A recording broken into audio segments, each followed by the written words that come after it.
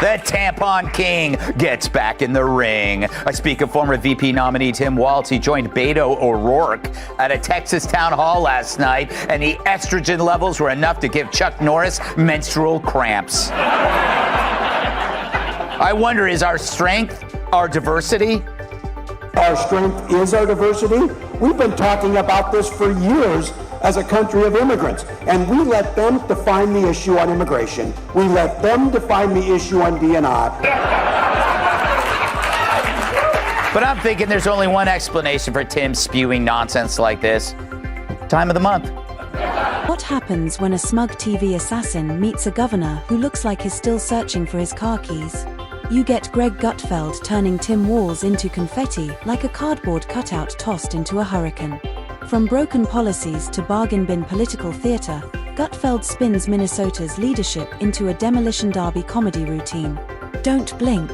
This roast burns hotter than Walz's frostbitten approval numbers, and every second hits harder than the last. Tim Walz continues to be criticized for embellishing his rank in service. After it came out over the weekend, he once claimed to be an official bikini inspector. Walz's direct superior in the National Guard says Walz knew his unit was about to deploy to Iraq and went behind the back of his superior officer to resign. When reached for comment, Walz yelled, "Hey, look over there!" and then ran away. Although Walz's actions look bad to veterans, Dems say these revelations could really help him win the coward vote. Oh, Tim Walz. If leadership were a buffet, he'd be the lukewarm mashed potatoes nobody ordered but somehow ended up on every plate. Bland, pointless, and still sitting there. Then Greg Gutfeld shows up swinging sarcasm like a chainsaw in a fireworks shop, carving through Walz's blunders with overdrive-level ferocity. This isn't governing, it's performance art. And not the good kind. More like finger painting with spoiled mayonnaise. Messy, weird, and tragically unforgettable. His crime.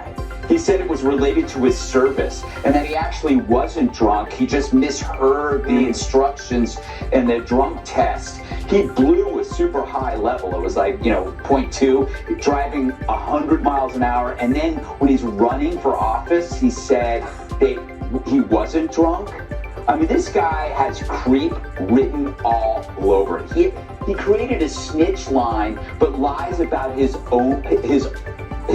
personal infractions. He doesn't even own up to it. This is a guy who pushes a hoax about sex on a couch, and then the closer you look at him, he's a creepy cuck. If you're enjoying this political beatdown, hit that subscribe button. Now, let's be honest, Tim Walz running Minnesota is like watching a substitute teacher try to wrangle caffeinated raccoons. He talks like a man who skimmed leadership for dummies once and called it a career. And the execution?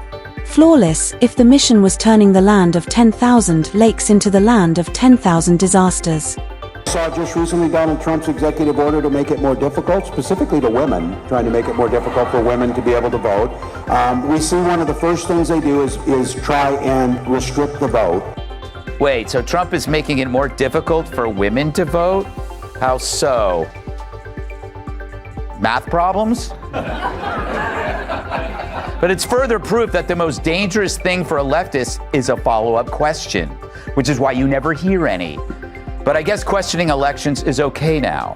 But the best moment came when Walz forgot who he is. Greg Gutfeld didn't even break a sweat. Roasting Tim Walz is like dunking on a guy who shows up to a job interview blindfolded and wearing Crocs. Walz walked onto the debate stage armed with a kazoo and a whiteboard that just said feelings. He practically begged for the roast platter marked extra crispy. At this point, it's not satire, it's competitive sarcasm. And Walz arrived with glitter, glue, and a participation ribbon. Walz is a strange... Oh, he's strange. He is strange. Him and I are the same age. How does he look so much younger? No, he's a strange guy. Strange.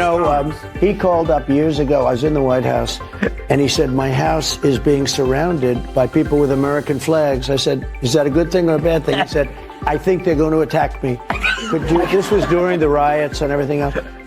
They were MAGA people. They like the American flag, all right? And they also had Trump. And I said, how do you know? There were about 15,000. He said, could you put out a word like that I'm your friend? I don't even know him, but that's the only time I ever spoke to him. And if you look back long ago, or tweets before Truth, tweets, long ago, I put out a statement. He's a good man, the governor. He's on our side. I didn't know him, but I didn't want him to get hurt. And everybody put down their flags and they left. Yes. He said it was a miracle. He said it was a miracle. Let's talk economy. Walz looked at inflation, unemployment, and businesses fleeing Minnesota and thought, more taxes, tax the air, tax the smiles, maybe tax the thought of moving to South Dakota. Companies are escaping Minnesota like it's a haunted house built from climate mandates and woke slideshows. Gutfeld shredded Walz's economic flops like a raccoon tearing through a compost bin, yelling, "How do you make California look like a capitalist paradise?" Under Walz, the only things growing are government paperwork and middle-class migraines. Now crime, Walz treats public safety the way a toddler treats matches, hopeful, clueless, and guaranteed to end badly. His grand plan? Blame society, hold hands, and hope criminals are inspired by interpretive dance. On the same bad cocaine, but Kamala can't speak, he can't speak, Biden was so high he couldn't remember anything. Like, this is literally the dumbest administration of all time. Why is he talking? It really is the ultimate clown show, and I said this in the 5. He's a clown without a circus. He doesn't even need makeup. He's roaming the terrain. Is there some carnival that I could work for? Yeah. I'll wash your windows. He's a rogue clown. Yes. Who is just an inconsequential footnote to vice presidential history. Yes. No one will remember his name on trivia night, and that's going to be in 3 months from now. Gutfeld turned crime stats into a stand-up routine. He practically held up a Minnesota map labeled "Here be carjackings" over the Twin Cities. He compared Walz's crime plan to a mall cop trying to stop a riot with a kazoo and a clipboard. If Walz ran national security, we'd all be brushing up on Russian by next week. Then came education, an absolute glitter-covered dumpster fire. Walz, once a teacher, somehow turned classrooms into woke arts and craft studios. Forget math. Kids are graded on spotting microaggressions and building safe spaces out of popsicle sticks. Gutfeld unloaded. Under Walz, students' only A+ is in being offended 101. Especially talking about these old white guys who seem to disappoint us on a regular basis in this country. Dude. You're an old white guy. And you're right, you are a huge disappointment. I guess hating himself is the first thing he's nailed correctly. Because Walz saying old white men suck isn't a political stance, it's his confession. Walz calling people old and white is like Maxine Waters making fun of someone for shopping at Wigs R Us. He wants to execute more DEI policies, and Trump wants to execute murderous gang members. So there you go, ladies and gentlemen. Can you see the difference? Now the COVID era, Walz acted like the pandemic was his big audition for America's next top authoritarian. Shut down everything. Drag bar owners to court. Fine churches. But protests? Oh, those were magically essential. Apparently, the virus had a political filter. Gutfeld devoured the hypocrisy, pointing out how Walz banned Grandma's bingo night but rolled out the red carpet for mass demonstrations as long as there was one Marxist chant and a papier-mâché puppet. Then came the huge budget surplus. Did Walz return it to taxpayers? Of course not.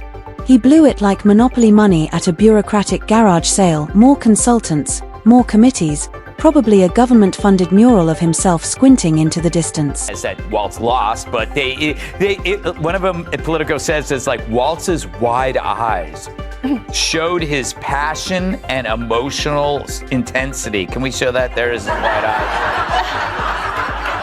That humans would widen their eyes to convey that danger is close. What emotion are you getting from that? Sorry. Still. That was Gutfeld nearly passed out from the irony. Walz blowing a surplus is like handing a toddler a credit card and whispering, "Only buy essentials." Sure, Tim. He acted like the Department of Overregulation desperately needed a luxury espresso machine and a taxpayer-funded yoga retreat for equity. Walz has turned red tape into a contact sport. In Minnesota, you need 14 permits, a background check, and a pronoun declaration just to run a lemonade stand. Gutfeld roasted Walz, twisting through policy like his auditioning for bureaucratic gymnastics, and then his weird obsession with Gavin Newsom. Walz clings to him like a starstruck fan trying to turn Minneapolis into San Francisco's colder, clumsier cousin. Nonsense. I called Donald Trump a wannabe dictator. It's because he is. It's because he is. Maybe it's an adult like Donald Trump, you bully the out of him back. This is a weak, cruel man that takes it out and punches down on people. Wow. Oh. Jamie. What a Painful, douchebag, huh? Greg. That was absolutely painful. He was the keynote speaker at this conference. Can you imagine having to watch more of that? Watches Newsom torch California like a scented candle made of bad policy and thinks, perfect. Let's add frostbite and subtract jobs. It's the West Coast disaster script, but in snow boots. Gutfeld went for the kill. If Gavin Newsom is a shampoo ad with a Bond villain ego, Tim Walz is the confused understudy who wandered in and started improvising in Pig Latin. Transportation wasn't spared either. Walz pitched a multi-million-dollar bullet train that might be ready around the time dinosaurs return. Meanwhile, Minnesota roads look like a post-apocalyptic Mario Kart track.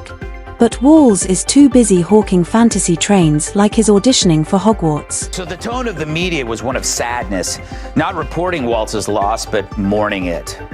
Now the truth is that a VP debate is like a colonoscopy. It's important and necessary, but that doesn't mean you want to watch it. Hong Kong and China during the democracy protests went in. And from that, I learned a lot of what needed to be in governance.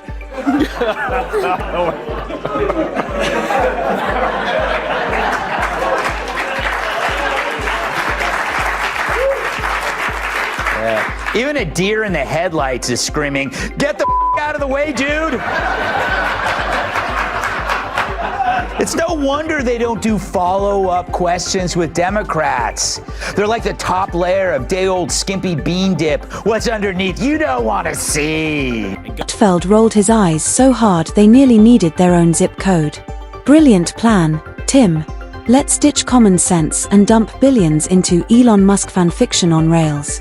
A bullet train slower than a DMV line and just as useful as a solar-powered flashlight in January. Then came Walz's media appearances. Picture a man cosplaying a competent leader while speaking with all the clarity of a dial-up modem underwater. He rambles in circles like a GPS stuck on recalculating. Somewhere offstage, aides wave flashcards and light flares, praying he finishes a coherent sentence. Meanwhile, Kamala's VP, Tim Walz, is being accused of lying about his rank, which is called stolen valor. But in Walz's defense in Minneapolis, stealing is legal. But misrepresenting your past for political gain? I don't see that as a problem, said one woman. When pressure hits, Walz doesn't pivot, he pirouettes like a caffeinated ballerina with a New Yorker subscription. Ask about crime and he starts rambling about bike lanes solving felonies. Mention the economy tanking and he launches into a sermon on gender-neutral parking lots. This isn't leadership, it's interpretive policy theater. TED Talks on feelings. PowerPoints about healing communities with ukulele circles. Gutfeld nailed it. Walz is a magic 8-ball in orthopedic shoes. Shake him and the answer is always some foggy jargon about intersectional frameworks. And the branding? Walz acts like a farm dad folksy hero, but his idea of roughing it is drinking almond milk without a paper straw. Gutfeld crushed him. He's as folksy as tofu at a monster truck rally. Watching Walz explain policy is like seeing a raccoon attempt Morse code with oven mitts. Chaotic, confusing, and somehow still convinced he nailed it. It's not just awkward, it's verbal gymnastics no one asked to witness. Meanwhile, Kamala's VP, Tim Walz, is being accused of lying about his rank, which is called stolen valor. But in Walz's defense in Minneapolis, stealing is legal. But misrepresenting your past for political gain? I don't see that as a problem, said one woman. And when the pressure hits, Tim Walz doesn't just pivot, he pirouettes like a ballerina fueled by 5 Red Bulls and a subscription to The Atlantic. Ask him about crime exploding across Minnesota, and suddenly he's rambling about how bike lanes will magically reduce felonies. Mention the economy circling the drain, and he shifts into a sermon on gender-neutral parking lots and the emotional toll of asphalt management. This isn't leadership, it's interpretive policy theater, complete with TED Talks on feelings and PowerPoints about healing communities with ukulele circles. Gutfeld skewered it perfectly. Walz is basically a magic 8-ball in orthopedic shoes. Shake him and the answer is always some muddled jargon about intersectional frameworks or equity gardening. And then there's the branding. Walz struts around like some down-home farm dad, but his idea of roughing it is sipping almond milk without a paper straw. He's the guy who shows up to a tailgate with kombucha, asking if the brisket is locally sourced. Gutfeld roasted him with surgical precision, saying Walz is about as folksy as tofu at a monster truck rally. Nothing screams working-class hero like quoting Noam Chomsky in a fleece vest. Video of the day, and he's got a very weird way of greeting his wife of 30 years. Roll it.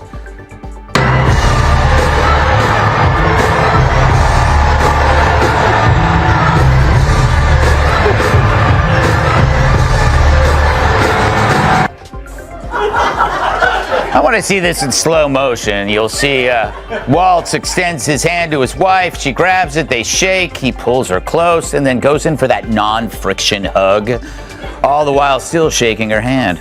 I wish there was a word to describe that. Oh, yeah, weird.